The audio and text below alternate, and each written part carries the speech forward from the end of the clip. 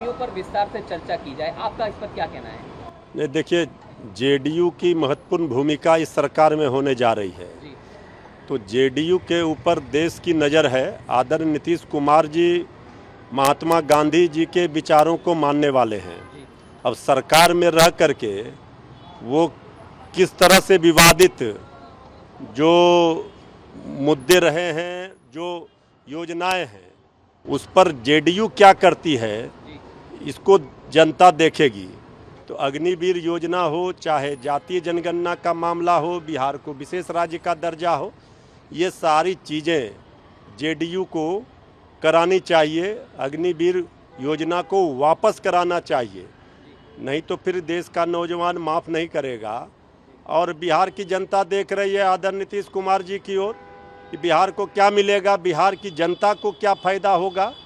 तो श्री तेजस्वी यादव जी ने तो स्पष्ट रूप से कहा है, आप सरकार में हैं, शामिल हैं, तो फिर आपके ऊपर जनता की निगाहें हैं। और इस बार जनता देख रही है कि बिहार को क्या मिलता है, क्योंकि बिहार के हाथ में ही केंद्र की सत्ता का रिमोट होगा और आदरणीय नीतीश कुमार जी किंग मेकर के रूप में है। एक बिहारी होने के नाते हम लोग चाहेंगे कि बिहार को इसका फायदा मिले। पिछले 10 वर्षों से बिहार की उपेक्षा हुई है। यूसीसी को लेकर उन्होंने कहा कि यूसीसी को लेकर आप नहीं, एकदम विवादित जो भी मुद्दे हैं, जो बीजेपी का एजेंडा है, उस एजेंडे पर काम ना हो, देश हित में हो, ये देश संविधान से चले, ये देश नियम कानून से चले, इसका ख्याल ध्यान तो चंद्रबाबू नायडू जी को और आदरणीय नीतीश कुमार जी को रखना ही चाहिए। उनके ऊपर निगाहें हैं देश की जनता की। और अपनी प्रतिक्रिया जाति आधारित जनगणना, ये श्री तेजस्वी यादव जी का मांग था। उसके बाद सर्वदलीय प्रतिनिधि मंडल आदरणीय प्रधानमंत्री जी से मिला था। आदरणीय नीतीश कुमार जी राजी हुए, जातीय जनगणना बिहार में सर्वे कार्य कराया गया। अब जातीय जनगणना देश के स्तर पर हो, ये मांग आज भी राष्ट्रीय जनता दल की श्री तेजस्वी यादव जी की है। आदरणीय नीतीश कुमार जी को इसे कराना चाहिए, इस मांग को पूरा करवाना चाहिए। जनता के साथ वहाँ पर अन्याय हो रहा था, जमीनें छीन ली गई, मुकदमे दर्ज कराए गए, कई तरह की चीज़ उन्होंने कही, और ये सब कुछ एक पवित्र मंदिर के लिए हुआ। क्या देखिए, ये तो यूपी में बुलडोजर सरकार, लोग कहते थे कि बुलडोजर चलाया जा रहा है, तो जनता ने इस बार बुलडोजर चला दिया बीजेपी के सरकार पर ही। और यूपी में जब अयोध्या की अगल बगल की आसपास की सीटें और अयोध्या की सीटें बीजेपी हार गई, अब आदरणीय योगी जी के आसपास के सीटें बीजेपी हार गई, बनारस में आदरणीय प्रधानमंत्री जी का मार्जिन कम हो गया। ये बहुत बड़ा संदेश दे रहा है कि आखिर जिस भगवान राम के नाम पर बीजेपी ने वोट मांगा और जय श्री राम और राम राज लाने की बात की, इसका मतलब जनता वहाँ दुखी हुई।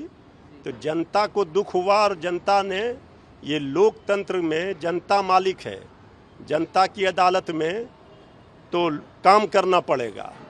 तो बुलडोजर उल्टा चल गया और बीजेपी सत्ता पूर्ण बहुमत से चूक गई।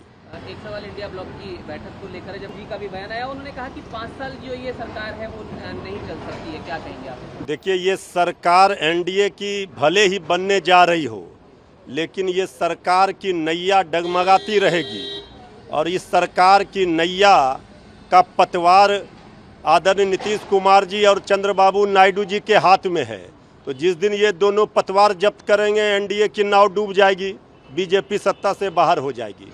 आगे आगे देखिए होता है क्या, अभी बहुत खेल बाकी है। उस पर क्या स्टैंड अगर अपनी पार्टी? भाई, ये तो जब जो जीत कर सांसद आए हैं, उस बैठक में तय होगा कि कौन विपक्ष का नेता होगा, कौन क्या होगा। अभी बहुत सारे संभावनाओं से इनकार नहीं कोई कर सकता। अभी बहुत सारे संभावनाओं के द्वार खुले हैं और सियासत में कभी भी किसी का भी दरवाजा, खिड़की, वेंटिलेटर सब खुल जाता है, समय आता है। और आखिरी सवाल ये कि 9 तारीख को आप शपथ ले सकते हैं का मामला है, वो जब भी शपथ लें, वो सरकार बनाने का दावा, वो उन्होंने संख्या बल के आधार पर ये देश चलता है। ये लोकतंत्र में संख्या बल का महत्व है और एनडीए के पास अभी संख्या बल है पर्याप्त, वो सरकार वो बनाएं। अब शपथ ग्रहण कब होगा ये उनका मामला है। लेकिन हम इंतजार कर रहे हैं कि इंडिया गठबंधन के लोग अपने तरफ से प्रयास कर रहे हैं कि देश ने बदलाव के लिए वोट किया है। अभी शपथ ग्रहण के पहले तक बहुत कुछ खेल हो सकता है।